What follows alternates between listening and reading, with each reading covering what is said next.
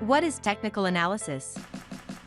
Technical analysis relies on price movements to predict the performance of financial products in the future.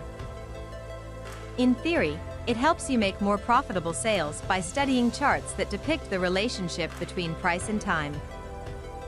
In practice, technical analysis attempts to reveal current trading situations between supply and demand, identifying potential trends or entry points based on these movements.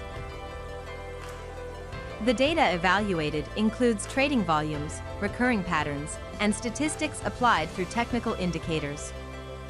What distinguishes technical analysis is that it's easier to learn, but also more subjective than economic analysis. Technical analysis can be applied to any financial product without the need to understand the fundamentals of its market.